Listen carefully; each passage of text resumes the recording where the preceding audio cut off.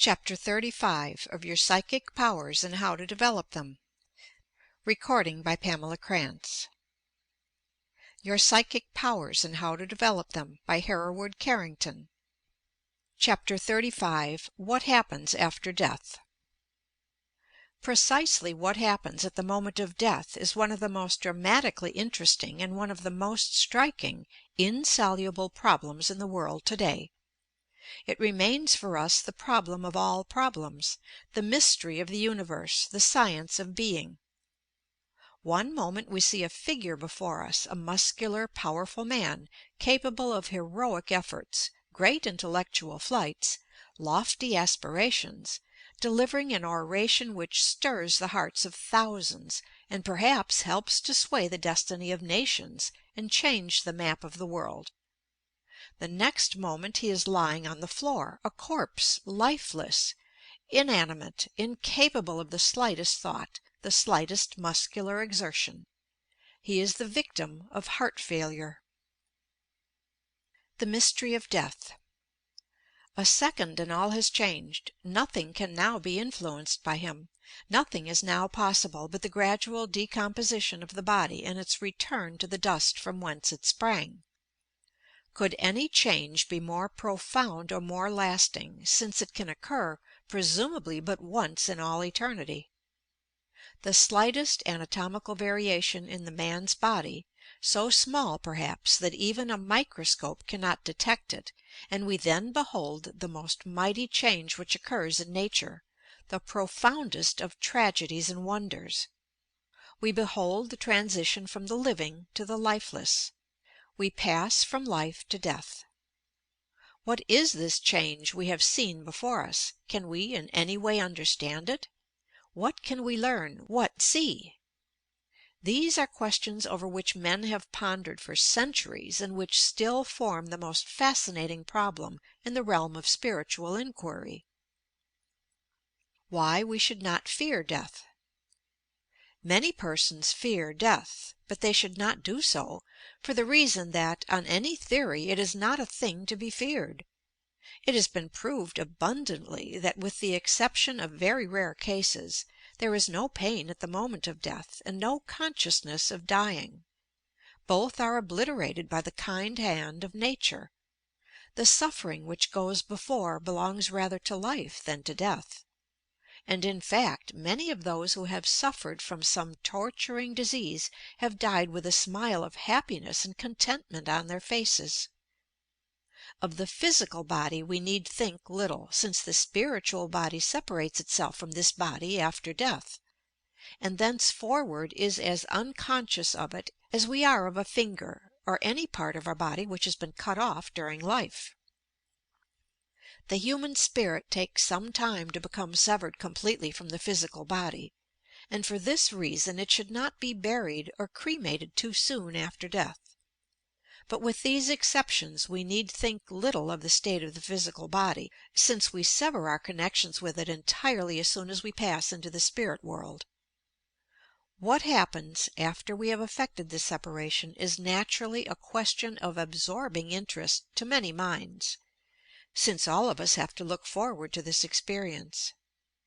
The statements of clairvoyance, and of those spirits who have returned to tell us of their passage into the next life, should therefore be of considerable interest in this connection. Let us see what they have to say. A clairvoyant description of death. Andrew Jackson Davis, one of the founders of modern spiritualism and a gifted seer, describes the process as follows. Suppose the person is now dying. It is to be a rapid death. The feet first grow cold. The clairvoyant sees right over the head what may be called a magnetic halo, an etheric emanation, in appearance golden and throbbing as though conscious. The body is now cold up to the knees and elbows, and the emanation has ascended higher in the air. The legs are cold to the hips and the arms to the shoulders, and the emanation, though it has not risen higher in the room, is more expanded. The death coldness steals over the breast and around on one side, and the emanation has attained a higher position nearer the ceiling. The person has ceased to breathe, the pulse is feeble, and the emanation is elongated and fashioned in the outline of the human form. Beneath it is connected with the brain. The head of the person is internally throbbing, a slow, deep throb, not painful, but like the beat of the sea. Hence the thinking faculties are rational, while nearly every part of the person is dead. Owing to the brain's momentum, I have seen a dying person, even at the last feeble pulse beat, rise impulsively in bed to converse with a friend. But the next instant he was gone, his brain being the last to yield up the life principle.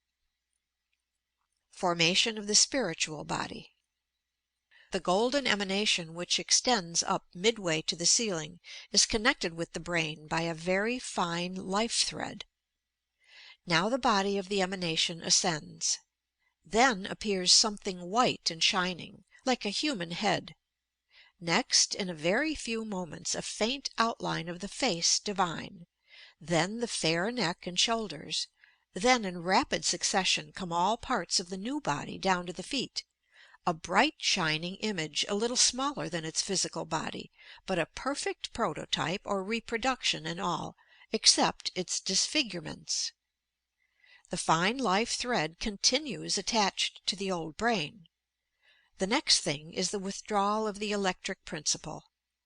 When this thread snaps, the spiritual body is free and prepared to accompany its guardians to the summer land. Yes, there is a spiritual body. It is sown in dishonor and raised in brightness. How it feels to pass over. Here again, what a returning spirit says who has passed through the valley of the shadow of death, and has apparently returned to tell us his experiences. When I awoke in the spirit life and perceived that I had hands and feet and all that belongs to the human body, I cannot express to you in the form of words the feelings which at that moment seemed to take possession of my soul. I realized that I had this body, a spiritual body. Imagine, if you can, what the surprise of a spirit must be, to find, after the struggle of death, that he is a new-born spirit, free from the decaying tabernacle of flesh that he leaves behind him. I gazed on weeping friends with a saddened heart, mingled with joy, knowing as I did that I could be with them and behold them daily, though unseen and unknown. And as I gazed upon the lifeless tenement of clay, and could behold the beauty of its mechanism, I felt impelled to seek the author of so much beauty and youth and prostrate myself at his feet. I felt a light touch on my shoulder, and joy unspeakable. I beheld the loved ones of earth, some of whom had long since departed from the earth plane, and I felt myself ascending, or rather floating onward and upward through the radiance of space. I saw about me many spirits and their guides bearing them company through the bright realms of immensity. Novel experiences on the other side. So the human spirit issuing from the body gradually rises higher and higher, and comes into touch and harmony with those about it, and with those who possess sympathy and mutual interest. As explained in the chapter devoted to the spirit world, it is highly improbable that there are any physical barriers between the spheres one from another, but they are doubtless separated, nevertheless, by walls of mental and spiritual origin. If we are in one of these planes, we must progress upward before we can reach or remain with those whom we desire most, and for this reason there is a hell, so to say, for those who cannot attain what they desire, which can only be by continual striving upward and onward. In this, however, they are constantly helped and assisted by spirit guides and helpers, so that progress is rapid when it is really desired and worked for. How we turn back to communicate. On the lower planes of existence, communication with those of the earth is, it is said, comparatively easy. But this becomes increasingly difficult as we ascend in the upward scale. It has often been pointed out that descending to communicate with those on earth is something like going down to the bottom of a muddy pool. And those who desire to go to the bottom of muddy pools are very rare, even on this earth. Still, spirits moved by ties of love for those left behind, make the attempt from time to time, successful or unsuccessful in proportion to favorable or unfavorable conditions. This, however, we discussed in former chapters. As we progress we are said to acquire more interest in the new world, and lose interest in this just as we gradually lose interest in one country when we move into another. New scenes, new interests, and the new environment gradually alter our line of thought, but just as we are always glad to see a relative or an old friend from the home town or the motherland, so are we most happy to meet and greet those who "pass over" when their turn comes to join us in the spirit world. How we progress in the spirit world. After these initial stages have passed, upward progress and development begin. For many, however, the shock of death has a very severe effect, especially in cases of suicide, and those who have met with sudden and violent deaths. In such cases these spirits require some time to recover their normal selves, and have to be nursed back to health, as it were, on the other side. The same is true of those spirits who have had their minds affected by some mental or physical disease.